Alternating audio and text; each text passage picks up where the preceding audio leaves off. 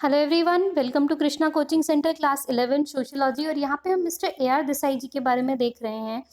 AR. Desai जी, उनका idea किससे inspire था? कार्ल मार्क्स से इंस्पायर था। तो वो मार्क्सिस्ट आइडिया के बारे में लिखते थे और बहुत ज़्यादा वो फेमस नहीं हुए थे अपनी सोशियोलॉजी बैकग्राउंड की वजह से, but he was more famous as a member of Communist Party of India. Initially उन्होंने ज्वाइन किया था, बाद में उन्होंने छोड़ दिया था। अब ए.आर. देसाई जी के बारे में थोड़ा सा जानते हैं। मिस्टर अक्षय रमनलाल देसाई, इनका पूरा नाम मिस्टर अक्षय रमनलाल देसाई। 1915 में बॉर्न हुए। अर्ली एजुकेशन बड़ौदा में हुई थी, उसके बाद सूरत और बॉम्बे में। कम्युनिस्ट पार्टी के मेंबर बनते हैं। 1934 से 39 तक मेंबर रहते हैं ये। 1946 में पीएचडी सबमिट करा इन्होंने बॉम्बे में अंडर मिस्टर जीएस गुरिये, जिनके बारे में हम ऑलरेडी देख चुके हैं। 1948 में उन्होंने अपना पीएचडी पूरा करा और उनकी थीसिस जो थी वो किस नाम से आई? वो social background of Indian nationalism. 1951 में वो department of sociology Bombay university में एज अ फैकल्टी ज्वाइन करते हैं। 1953 से 81 तक वो मेंबर रहते हैं रिवॉल्यूशनरी सोशलिस्ट पार्टी के। वो कोई ऐसा पॉलिटिकल पार्टी नहीं था, but that was more inspired by marks idea. 1961 में रूरल ट्रांजिशन इन इंडिया उनकी पब्लिश होती है। उनकी जो बुक है, बहुत खूबसूरत किताब लिखी है इन्होंने ये। 1961 में प्रोफेसर अपॉइंट होते हैं और हेड ऑफ डिपार्टमेंट भी 1975 में। State and society in India, उसमें एसेज वगैरह लिखते हैं, उनके ऐसे पब्लिश होते हैं। 1976 में वो रिटायर होते हैं डिपार्टमेंट ऑफ सोशलॉजी से।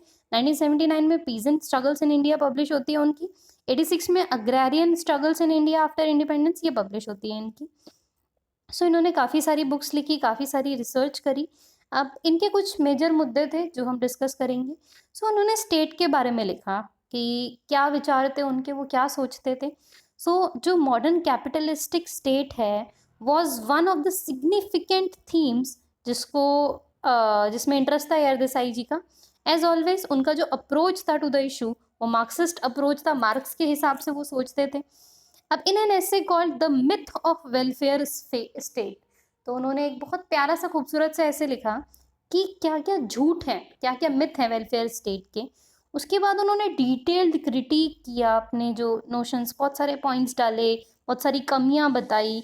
And after considering the prominent definition available in sociological literature, he identifies the following unique features of welfare state. वो कुछ यूनिक फीचर बताते हैं भाई, ये बहुत इंपॉर्टेंट है, ये जीएस में क्वेश्चन आ भी रखा है और सोशलॉजी का तो बहुत ही अच्छा क्वेश्चन बनता है ये, कि ए आर देसाई जी के हिसाब से वेलफेयर स्टेट क्या था। तो उनके हिसाब से एक पॉजिटिव स्टेट है। This means that unlike the laissez faire का मतलब क्या होता है? लाजस फेयर का आइडिया जो है वो मेजरली एडम स्मिथ का था। वो होते तो वो इकोनॉमिक्स वगैरह का पार्ट है।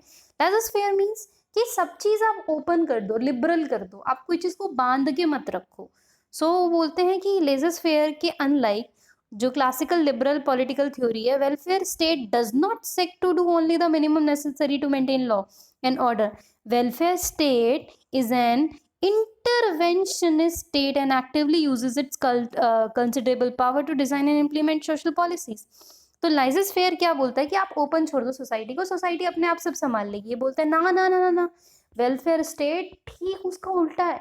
वेलफेयर स्टेट में स्टेट को इंटरवेन करना पड़ेगा, इंटरफेयर करना पड़ेगा, नहीं तो सारी दुनिया तो लॉ एंड ऑर्डर खराब करके रख देगी, सत्यानाश हो जाएगा एक दिन के अंदर ही। तो ये चीज वो बोलते हैं। सेकेंड पॉइंट वो बोलते हैं कि welfare state is a democratic state. Welfare state कैसा है? एक डेमोक्रेटिक स्टेट है। डेमोक्रेसी मतलब जहाँ पे पीपल का रूल होता है। So democracy was considered essential condition for welfare state. तो जो फॉर्मल डेमोक्रेटिक इंस्टीट्यूशन है, स्पेशली उन्होंने मल्टी पार्टी इलेक्शन की बात करी। ऐसा नहीं एक ही पार्टी लड़ रही है चाइना के जैसे, या दो ही पार्टी है मेजरली जो बहुत फेमस है यूएस जैसे। ऑल्दो है तो बहुत सारी पार्टी, पर दो ही होती हैं वहाँ पे जिनमें से रूलर इलेक्ट होते हैं। अब वो बोला मल्टी पार्टी होनी चाहिए। So were thought to be defining feature of welfare state. This is why जो लिबरल थिंकर्स हैं उनको एक्सक्लूड किया जाए सोशलिस्ट या कम्युनिस्ट स्टेट से, इस डेफिनेशन से। तीसरी चीज वो बोलते हैं कि जो एक वेलफेयर स्टेट है इसके अंदर मिक्स्ड इकोनॉमी होनी चाहिए, जैसा इंडिया के अंदर है ना मिक्स्ड इकोनॉमी, कि ना कैपिटलिस्टिक अप्रोच है ना सोशलिस्टिक अप्रोच है। यानी कि दोनों में हमने थोड़ा थोड़ा मिला दिया और मिक्स्ड इकोनॉमी बना दी, यानी कि इकोनॉमी जहाँ पे बहुत प्राइवेट कैपिटलिस्टिक है, स्टेट और पब्लिक ओन्ड एंटरप्राइजेस भी है। देखो हमारे यहाँ बहुत सारी चीज़ है, रिलायंस भी है हमारे यहाँ, बेल गेल भी है, तो पब्लिक भी है प्राइवेट भी है। And a welfare state does not seek to eliminate the capitalistic market.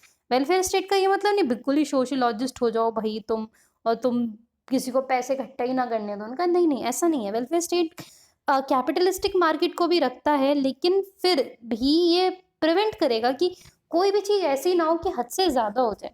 So by and large state sector concentrate करेगा किस पे, इंडस्ट्री पे, अदर फील्ड पे, इन्वेस्टमेंट पे। बाय एंड लार्ज जो स्टेट सेक्टर कंसंट्रेट करेगा बेसिक गुड पे, social infrastructure पे, और जो प्राइवेट सेक्टर होगा वो कंज्यूमर गुड्स के सेक्टर पे मेजरली डोमिनेट कर सकता है। अब Desai then goes to suggest some test criteria against which the performance of welfare state can be measured। तो एक तो वेलफेयर स्टेट उन्होंने बता दिया कि ऐसा नहीं है कि तुम बिल्कुल ही भगवान बन जाओ, तुम कह रहे हो तुम इंसान हो भाई, तो इंसानों जैसा सोचो, सब चीज़ों को साथ में रखो, कैपिटलिस्ट से पैसा कमाना है कमाने दो, बट हाँ बेसिक चीज़ों का तुम ध्यान रखो कि कोई बिल्कुल ही गरीब ना हो जाए। उसके अलावा कोई वेलफेयर स्टेट ठीक से काम कर रहा है या नहीं कर रहा है, तो उसके लिए उन्होंने कुछ क्वेश्चंस दिए थे। पहला ये था कि क्या जो वेलफेयर स्टेट है वो इंश्योर करेगा फ्रीडम फ्रॉम प्रॉपर्टी या freedom from poverty, social discrimination, security of all decision. यानी कि सिंपली वो बोल रहे हैं कि तुम्हें पॉवर्टी दूर करनी है, सोशल डिस्क्रिमिनेशन दूर करना है, और सिक्योरिटी प्रोवाइड करनी है सारे सिटीजन को। सेकेंड वो बोलते हैं आप कोशिश करो रिमूव करने की इनइक्वालिटी ऑफ इनकम। किस तरीके से इनइक्वालिटी ऑफ इनकम दूर करोगे आप, जैसे हमारे यहाँ टैक्स लगाए जाते हैं, काफ़ी सारे टैक्स हैं, वेल्थ टैक्स किस में लगाया जाएगा कि ज़्यादा बहुत ज़्यादा पैसे इकट्ठा ना हो जाए, जीएसटी वगैरह सब कुछ है कि बट जाए पैसा। उसके अलावा transform the economy in such a way that capitalistic profit motive is made subservient to the real needs of community. तो वो बोल रहे हैं कि क्या जो कैपिटलिस्टिक मार्केट है वो ऐसा गुड्स बनाए जो कम्युनिटी के लिए यूजफुल हो। तीसरी चीज़ ये। फिर बोलते हैं कि जो वेलफेयर स्टेट है इंश्योर करे स्टेबल डेवलपमेंट जो कि इकोनॉमिक बूम्स एंड डिप्रेशन से अलग हो। यानी कि ये नहीं इकोनॉमी बहुत बढ़िया चल रही है तो सब पे खूब पैसा है, इकोनॉमी खराब हुई तो सबका हालत खराब, वो बोले नहीं, बैलेंस होना चाहिए। उसके अलावा एम्प्लॉयमेंट सबको मिलनी चाहिए। सो ये 5 क्वेश्चंस के फॉर्म में उन्होंने चीज़ें बताई थी जो वेलफेयर स्टेट को अपनानी चाहिए। अब इन क्राइटेरिया को यूज़ करके मिस्टर ए.आर. देसाई एग्जामिन करेंगे परफॉर्मेंस ऑफ दोज स्टेट्स जो कि मोस्ट ऑफन डिस्क्राइब होंगे एज वेलफेयर स्टेट। सो हम क्या देख रहे हैं कि ए.आर. देसाई जी का आइडिया मार्क्स के जैसा तो था, बट टोटली वो मार्क्स की थ्योरी नहीं बोलते हैं, वो आइडिया लेता है। क्योंकि मार्क्स क्या बोलता था, सारी प्रॉपर्टी स्टेट रखे और फिर सबको इक्वली बांट दे। ये बोल रहे हैं नहीं, तुम कैपिटलिस्टिक भी रखो but you have to like undermine the things कि वो एकदम से बहुत ही ऊपर या नीचे ना हो जाए। So most capitalistic state, most developed country, वो भी मिनिमम लेवल ये नहीं प्रोवाइड कर पा रहे हैं अपने सिटीजन को। They are able to reduce economic inequality, और इनफैक्ट ऐसा लगता है कि वो एनकरेज कर रहे हैं। तो ये कोई सो कॉल्ड वेलफेयर स्टेट है ना, वो बिल्कुल सक्सेसफुल नहीं है, दे आर अनसक्सेसफुल। बिल्कुल ऐसा मार्केट फ्लक्चुएशन आया नहीं, पूरा कंट्री का हालत खराब। अब जो presence of excess economic capacity या high level of underemployment है वो अनदर फेलियर है। तो वो बोल रहे हैं मिथ है ये वेलफेयर स्टेट, कुछ नहीं है वेलफेयर स्टेट जैसा, ये सब लोग मिलके हमको पागल बना रहे हैं। So Mr. A.R. Desai also wrote on the Marxist theory of the state. In these writings we can see Desai does not take one-sided view, कि वो कोई वन साइडेड व्यू नहीं ले रहे हैं, लेकिन ओपनली हाँ क्रिटिसाइज जरूर कर रहे हैं जो भी शॉर्ट कमिंग्स हैं, जो भी कमियां हैं उसको। So he cites many Marxist thinker to emphasise the importance of democracy even under communism. तो बोल रहे हैं कि चाहे आप कम्युनिज्म भी लाओ ना, कोई दिक्कत नहीं है, लेकिन फिर भी वहाँ डेमोक्रेसी ज़रूर होनी चाहिए, पीपल का रूल ज़रूर होना चाहिए। So although strongly that political liberties and rule of law must be upheld in all genuinely socialist state। अब देखो जिस चाइना में होता है, चाइना में कैसे इलेक्शन होते हैं, कम्युनिस्ट पार्टी, एक ही कम्युनिस्ट पार्टी, कम्युनिज्म है पूरा, बट लोगों ने कहा डेमोक्रेसी चाहिए तो उन्होंने एक ही पार्टी में कर दिया कि पार्टी एक ही होगी चाहे मेंबर 10-12 हो जाए, तो मेंबर चाहे कोई भी जीते, बंदा हमेशा कम्युनिस्ट पार्टी का ही होगा। तो उन्होंने थोड़ा सा ऐसा डेमोक्रेसी डालने का कोशिश करा था कि इस चीज़ में हाँ ठीक है हम थोड़ा सा डेमोक्रेसी का तड़का डाल देते हैं ताकि लोग थोड़ा बहुत अंडरस्टैंड कर सकें। अब probably the best known Indian sociologist of the post independence era mister M.N. Srinivas. अरे वाह वाह, अब शुरू होंगे मिस्टर M.N. श्रीनिवास और उनकी कहानी। Extremely important for our examination point of view. और वैसे भी इनके जो थॉट्स आइडियोलॉजीज़ हैं वो उन्होंने काफ़ी सारी बातें बोली, काफ़ी अच्छी बातें बोली।